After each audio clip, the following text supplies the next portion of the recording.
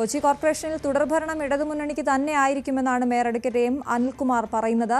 നടപ്പാക്കിയ വികസന പദ്ധതികൾക്ക് ജനം വോട്ട് ചെയ്യുമെന്നും അദ്ദേഹം ന്യൂസ് 8നോട് പറഞ്ഞു.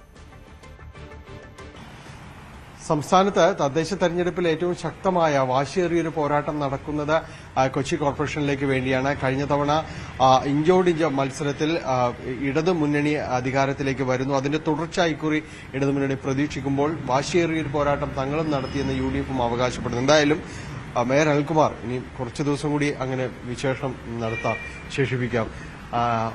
എന്താണ് ഒരു പ്രതീക്ഷ എന്ന് പറയുന്നത്? അല്ല, നമ്മള് ഈ തെരഞ്ഞെടുപ്പ് തുടങ്ങുന്നതിന് മുമ്പുണ്ടായ അതേ ആത്മവിശ്വാസത്തിലാണ് ഇപ്പോഴും. അതിന് വേറൊന്നുമല്ല. നമ്മളൊരു മത്സരത്തിൽ, ഞാനിത് ഡാനിയോട് മാത്രം പറയുന്ന ഒരു കാര്യമാണ്, നമ്മുടെ ഒരു സൗഹൃദമൊക്കെ വെച്ച് നമ്മളൊരു ജോലി ചെയ്യുമ്പോൾ നമ്മുടെ റിസൾട്ട് നമ്മൾ എന്ത് നോക്കി ചെയ്യണം. നിങ്ങളൊരു പരീക്ഷയ്ക്ക് അപ്പിയർ ചെയ്യുകയാണെങ്കിൽ നിങ്ങൾ ആ പരീക്ഷയിൽ എല്ലാ ക്ലാസ്സിലും ഇരുന്നോ, അധ്വാനിച്ചോ, നിങ്ങൾ ബാക്കിയുള്ള റിവിഷൻ നടത്തിയോ, പരീക്ഷ നന്നായിട്ട് എഴുതിയോ. മാർക്ക് അവസാനം ടീച്ചർ ഇടുന്നതാണ് മാർക്ക്.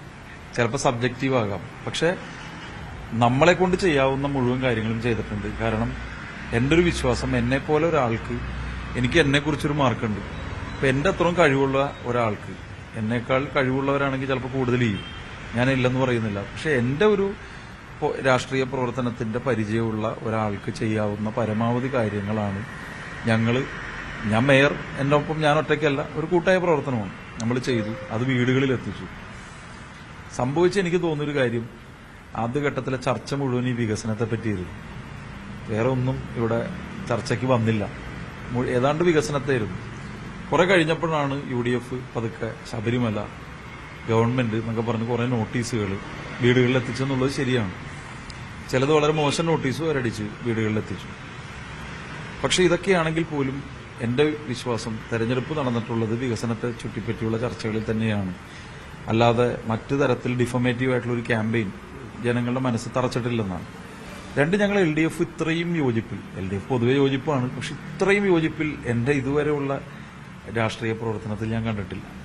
മൂന്നാമത്തെ കാര്യം, CPM-ന്റെ സ്ഥാനം നിങ്ങളറിയില്ലേ? ഞാൻ പറയട്ടെ, കഴിഞ്ഞ തവണത്തെ ഒരു റബലാരുടെ റബലാണ്, ഞങ്ങളുടെ റബലല്ലേ. KP ആദ്യം മത്സരിക്കുന്നത് നമ്മുടെ പാർട്ടി LC മെമ്പറല്ലേ പോയി മത്സരിക്കണത്. അതിനു മുമ്പ് 3 പേര് ജയിച്ചു വന്നു, എനിക്ക് ഓർമ്മയുണ്ടാവും. അതിന് തൊട്ട് മുമ്പ് 3 പേര് ജയിച്ചു.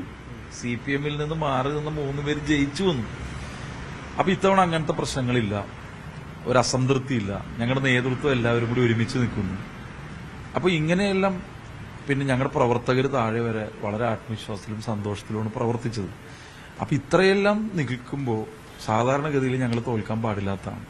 കാരണം സാധാരണ ഒരു കൊച്ചിക്കാരനായി, നിങ്ങൾ മേയർഷിപ്പിൽ തന്നെ മാറ്റി നിർത്തി, സാധാരണ ഒരു കൊച്ചിക്കാരനായി നിന്ന് നോക്കിയാൽ ഇനിയൊരു വഴക്കും വക്കാണവും മേയർ സ്ഥാനത്തെ ചൊല്ലി, സ്റ്റാൻഡിംഗ് കമ്മിറ്റി ചെയർമാൻ സ്ഥാനത്തെ ചൊല്ലി ഒക്കെ വരുന്നതിനേക്കാൾ നമ്മുടെ ഈ കനാൽ റിജുവനേഷൻ ഉൾപ്പെടെ പല കാര്യങ്ങളും കൂടി കംപ്ലീറ്റ് ചെയ്ത് കൊച്ചിയുടെ ഒരു മുന്നോട്ട് പോക്കിന് വേണ്ടിയിട്ടുള്ള ഒരു വോട്ട് ജനങ്ങൾ നടത്തിയിട്ടുണ്ടെന്നാണ് എന്റെ വിശ്വാസം. വികസന പദ്ധതികൾ തന്നെയാണ് ഈ ആത്മവിശ്വാസത്തിന്റെ ഒരു കാതലെന്ന് പറയുന്നത്. ആണ്, ഒരു സംശയമില്ല. വികസന പദ്ധതികൾ എന്ന് പറഞ്ഞാൽ വെറും വികസന പദ്ധതികളല്ല, അതിലെല്ലാത്തിലും ഒരു രാഷ്ട്രീയമുണ്ട്. അത് നമ്മൾ പലപ്പോഴും കാണുന്ന കക്ഷി രാഷ്ട്രീയമല്ല. ഇപ്പൊ തുരുത്തിക്ക് ഒരു രാഷ്ട്രീയമുണ്ട്, സമൃദ്ധിക്ക് ഒരു രാഷ്ട്രീയമുണ്ട്, ഷീലോഡ്ജിന് ഒരു രാഷ്ട്രീയമുണ്ട്, ഇല്ലേ? നിങ്ങൾ എന്ത് തൊടുമ്പോഴും ഉണ്ട്. ഈവൻ സ്പോർട്സിൽ നമ്മളുണ്ടാക്കിയ ടർഫുകൾക്ക് ഒരു പൊളിറ്റിക്സ് ഉണ്ട്, മാസ്റ്റർ പ്ലാൻ ഒരു പൊളിറ്റിക്സ് ഉണ്ട്, വൈറ്റ്ലയിൽ ഇപ്പൊ ഉണ്ടാക്കുന്ന ലാപ്പിന് ഒരു പൊളിറ്റിക്സ് ഉണ്ട്. ആ പൊളിറ്റിക്സ് സ്വീകരിച്ചിട്ടുണ്ടാകുമെന്നാണ് ഞാൻ വിചാരിക്കുന്നത്. ബ്രഹ്മപുരം ഒരു ഡീസെൻട്രലൈസ് പ്ലാന്റ് ഉണ്ടായിരുന്നു ഡാനി ഇതിനു മുമ്പ്. ഇതേപോലത്തെ കോമ്പാക്ടേഴ്സ് ഉണ്ടായിരുന്നു റോട്ടിൽ, വാങ്ങിച്ചു വെച്ചിരുന്നു, പക്ഷെ അത് ഓടിയിരുന്നു. അതുപോലെ തന്നെ ബ്രഹ്മപുരത്തെ ക്ലീനപ്പ് ചെയ്തത്, അവിടുത്തെ ആ ഒരു ജൈവികമായ ബ്ലാക്ക് സോൾജിയർ ഫ്ലൈ, ഇവരെപ്പോ CBG എന്ന് പറഞ്ഞ കിടന്ന് ബഹളം ഉണ്ടാക്കുന്നത്. ഇപ്പൊ തെരഞ്ഞെടുപ്പ് BSF പ്ലാന്റുകൾ 2 അപ്പൊ ഞാൻ പറയുന്നത്, ഇങ്ങനെയൊക്കെ ചെയ്ത ഒരു മുന്നണിയെ സംബന്ധിച്ച് സാധാരണഗതിയിൽ കൊച്ചിക്കാര് ഒരു വ്യത്യസ്തമായ ഒരു പ്രകടനമാണ് കഴിഞ്ഞ 5 കൊല്ലം കണ്ടതെന്നാണ് എന്റെ ഒരു വിശ്വാസം. ആത്മവിശ്വാസത്തോടുള്ള ഒരു പടിയിറക്കമാണ്. ഞാനിത് എത്ര പേര് ഇങ്ങനെയൊക്കെ കാണുന്നത് എനിക്കറിയില്ല. ഞാൻ എപ്പോഴും പറയാറില്ലേ, ഇപ്പൊ ഞാൻ 2016 മത്സരിച്ചു ശ്രീ IB ഈഡനോട്. ഞാൻ സാറ്റിസ്ഫൈഡ് ആയിരുന്നു. IB ഈഡൻ MLA ആയതൊന്നും എന്നെ സംബന്ധിച്ച് പ്രശ്നമല്ല. എന്നെ സംബന്ധിച്ച് എന്റെ ഒരു പൊളിറ്റിക്സിനെ വളരെ ഭംഗിയായി താഴെ മനുഷ്യർക്കിടയിലേക്ക് കൊണ്ടുപോകാനുള്ള ഒരു അവസരമായിട്ടാണ് ഞാൻ നിയമസഭാ തെരഞ്ഞെടുപ്പിനെ കണ്ടത്. മനസ്സിലായില്ലേ? ഇടതുപക്ഷ രാഷ്ട്രീയത്തെ ആത്മവിശ്വാസത്തോടെ ആളുകളുടെ മുമ്പിൽ എത്തിക്കുക എന്നുള്ളതായിരുന്നു എന്റെ ജോലി. ആ ജോലി ഞാൻ നിർവഹിച്ചു. വ്യക്തിപരമായി എനിക്ക് സന്തോഷം വരുന്നു. അപ്പൊ ഒരു ഞാനിപ്പോഴും പറയുന്നു, CPM-ന്റെ ഒരാള് തെരഞ്ഞെടുപ്പ് രാഷ്ട്രീയത്തെ കാണുന്നത് കോൺഗ്രസ് കാണുന്ന പോലെയല്ല. CPM-ന്റെ ഒരാൾ കാണുന്നത് CPM-ന്റെ സംഘടനാപരമായ ദൌത്യം നിങ്ങൾ ചെയ്തോന്നാണ്. അപ്പൊ CPM-ന്റെ സംഘടനാപരമായി എന്നെ ഏൽപ്പിച്ച ജോലി ചെയ്തിട്ടുണ്ടെന്നാണ് എന്റെ വിശ്വാസം. മാത്രമല്ല, ജനങ്ങളെ ഏൽപ്പിച്ച ജോലി ഞാൻ ചെയ്തിട്ടുണ്ട്, ഞങ്ങൾ ചെയ്തിട്ടുണ്ട്, ഞങ്ങളുടെ മുന്നണി ചെയ്തിട്ടുണ്ട്. പിന്നെ അഫ്കോഴ്സ് ഇത് ജനാധിപത്യമല്ല, അവരുടെ കൈകളിലാണ് ബാക്കി എല്ലാ കാര്യങ്ങളും ഇരിക്കുന്നത്. അവര് എങ്ങനെ, ഞങ്ങളുടെ ഒരു അണ്ടർസ്റ്റാൻഡിംഗ് വെച്ച് ഞങ്ങൾ വളരെ ആത്മവിശ്വാസത്തോടു കൂടി, ഒറ്റവാക്കി പറഞ്ഞാൽ കഴിഞ്ഞ തവണത്തെ പോലെയല്ല, ഒരു ഡിസിസീവ്, നിങ്ങൾ ഡാനി പറഞ്ഞാണ് ശരി, കോൺഗ്രസ് പറയുന്നത് ശരി, വളരെ ടൈറ്റ് ആയിട്ടുള്ളൊരു മത്സരം തന്നെയാണ് കൊച്ചിയിൽ നടന്നത്. അത് ഉറപ്പാണ്, ഞാനല്ലെന്നൊന്നും പറയില്ല. ആ സ്ഥലത്ത് ഞാൻ വിചാരിക്കുന്നത് ഒരു ഡിസിസീവ് മെജോറിറ്റി ഒരു വനിതാ മേയർക്ക് ഉണ്ടാകുമെന്നാണ്. Advocate M. അനിൽകുമാർ എന്ന രാഷ്ട്രീയക്കാരൻ ഇനി എന്താണ് കൊച്ചിയിലെ വരുന്നൊരു റോൾ എന്താണ്? അനിൽകുമാർ എന്ന് പറഞ്ഞ ആള് രാഷ്ട്രീയക്കാരനായതുകൊണ്ട് തന്നെ, രാഷ്ട്രീയ പ്രവർത്തകനായതുകൊണ്ട് തന്നെ ഞാൻ 18 വയസ്സിൽ ആരംഭിച്ചതാണ്. 18 വയസ്സിൽ എനിക്ക് ആരംഭിക്കാൻ പറ്റുള്ളൂ എന്നുള്ളതുകൊണ്ട്, അതിനു മുമ്പ് എനിക്ക് രാഷ്ട്രീയമുണ്ട് സ്കൂളിൽ പഠിക്കുമ്പോഴും. അപ്പൊ 18 വയസ്സ് മുതൽ ഞാൻ ഇതുവരെ രാഷ്ട്രീയ പ്രവർത്തനത്തിൽ തുടർന്നില്ലേ? ഇല്ലേ? ഞാൻ ഏതൊക്കെ സാഹചര്യങ്ങളെല്ലാം ഉണ്ടായപ്പോഴും എന്റെ രാഷ്ട്രീയ പ്രവർത്തനത്തിൽ ഏതെങ്കിലും ഒരു റോളിൽ ഞാൻ ഉണ്ടായിട്ടുണ്ട്. ഒന്നുകിൽ DYFIയുടെ പ്രവർത്തകനായിട്ടുണ്ടായിട്ടുണ്ട്, അല്ലെങ്കിൽ കൌൺസിലറായിട്ടുണ്ടായില്ല, അല്ലെങ്കിൽ സ്റ്റാൻഡിംഗ് കമ്മിറ്റി ചെയർമാനായിട്ടായിരുന്നു, മേയറായിട്ടായിരുന്നു, ട്രേഡ് യൂണിയൻ പ്രവർത്തകനായിട്ട് ഞാൻ ഒരുപാട് സ്ഥാപനങ്ങളിൽ എന്റേതായ സംഭാവന ഞാൻ നിർവഹിച്ചിട്ടുണ്ട്. അത് ഇനിയും തുടരും. നിയമസഭാ തെരഞ്ഞെടുപ്പൊക്കെ അടുത്തവരോട് ചോദിച്ചാണ്. ഡാനിക്ക് മറ്റ് മാധ്യമപ്രവർത്തകരെയൊക്കെ എന്നെ നന്നായി അറിയാം. ഞാൻ അവരോട് പറഞ്ഞ കാര്യം പിന്നെ അങ്ങനെ പറയുന്നു ഡാനിയോട്. ഡാനി ഉള്ളിൽ നിന്ന് ചോദിക്കണ ചോദ്യം അല്ലെന്ന് എനിക്കറിയാം. അതുകൊണ്ട് ഞാൻ പറയുകയാണ്, ഒരു CPM കാരൻ, വീണ്ടും ഞാൻ ആവർത്തിക്കുകയാണ്, ഒരു നിയമസഭാ സീറ്റ്, പാർലമെന്റ് സീറ്റ്, പാർലമെന്ററി രംഗത്തൊരു സ്ഥാനം കണ്ടു നിന്ന് പ്രവർത്തിച്ചാൽ പിന്നെ അയാള് കമ്മ്യൂണിസ്റ്റ് എന്ന നിലയിൽ അയാളുടെ മരണമാണ്. എന്തായാലും വളരെ ആത്മവിശ്വാസത്തോടുകൂടി താൻ നടപ്പാക്കിയ പദ്ധതികൾ ഒപ്പം നിന്ന് കൌൺസിലർ കൂടെ ചേർന്നുകൊണ്ട് വലിയ രീതിയിലേക്ക് കൊച്ചിൻ കോർപ്പറേഷന് മുന്നോട്ട് എത്തിച്ചിട്ടുണ്ട് എന്ന ആത്മവിശ്വാസം അഡ്വക്കേറ്റ് അനിൽകുമാറിനുണ്ട്.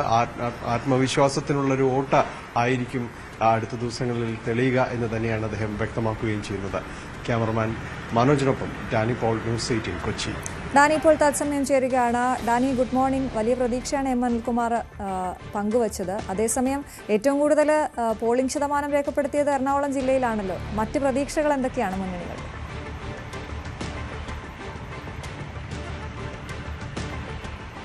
അശ്വതി, പോളിംഗ് ശതമാനം രേഖപ്പെടുത്തിയത് എറണാകുളത്താണെങ്കിൽ കഴിഞ്ഞ തവണത്തേക്കാൾ അതിനൊരു കുറവ് വന്നിട്ടുണ്ട് എന്നതാണ്.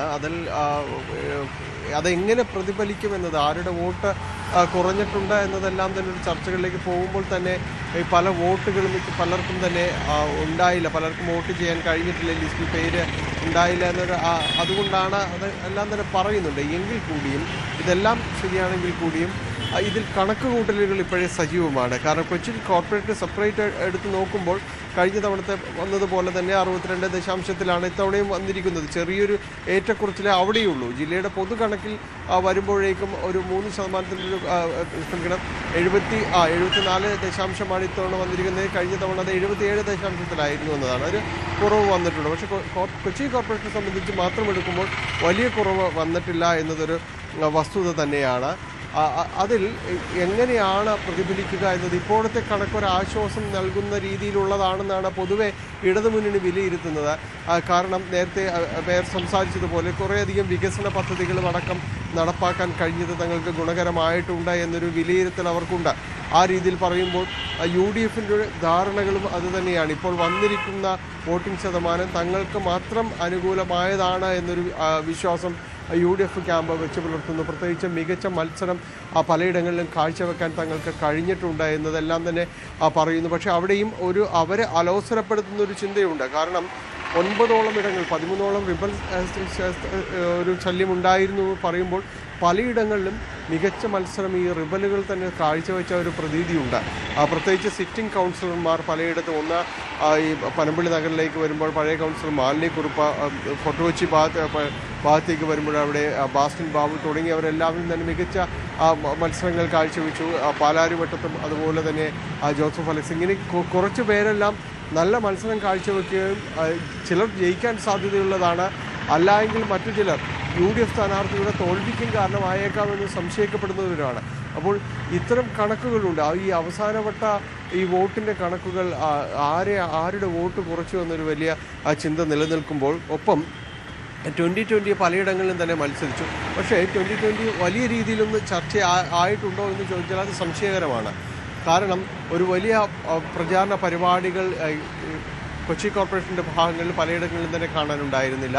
പക്ഷേ ഈ ഡോർ ടു ഡോർ ക്യാമ്പയിൻ എന്ന് പറയുന്ന രീതിയിലുള്ള അടിസ്ഥാനപരമായ ഒരു ക്യാമ്പയിൻ തങ്ങൾ നടത്തിയെന്നൊരു ആത്മവിശ്വാസം അവർക്കുണ്ട്. അത് ഒരു പരിധിവരെ അത് ഈ പേഴ്സണൽ വോട്ടുകൾ പലതും തന്നെ സ്വാധീനിക്കാൻ സാധ്യതയുള്ളൊരു ഇതാണ്.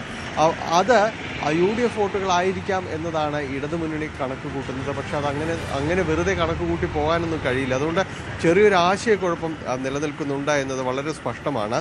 ഇതിനിടയിലും ഈ കണക്കുകൾക്കിടയിലും NDA അവകാശപ്പെടുന്നത് കഴിഞ്ഞ തവണ 5 സീറ്റുകളുണ്ടായിരുന്നത് തങ്ങൾക്ക് 10 മുതൽ 15 വരെ എന്നതായിരുന്നു അവരുടെ ഒരു കണക്കുകൂട്ടലെല്ലാം ഉണ്ടായിരുന്നത്. ഇത്തവണ പക്ഷേ ഈ വോട്ടിംഗ് അതിൻ്റെ ഒരു പെർസെൻറ്റേജും കാര്യങ്ങളും വെച്ച് നോക്കുന്നു പലയിടങ്ങളിലും മികച്ച മത്സരങ്ങളുണ്ടാകുന്നു. അവർക്കും റിബൽ ശല്യവും പ്രശ്നങ്ങളൊക്കെ ഉണ്ടായിട്ടുണ്ട്. എങ്കിലും 15ലേക്ക് എത്തിയില്ലായെങ്കിലും കഴിഞ്ഞ തവണത്തേക്കാൾ ഒരു മികച്ച പ്രകടനം തങ്ങൾക്കുണ്ടാകുമെന്ന ഒരു വിലയിരുത്തലാണ് NDA നേതൃത്വത്തിനും ഉള്ളത്. ശരി, ഡാനി പോളാണ് വിവരങ്ങൾ നൽകിയത്.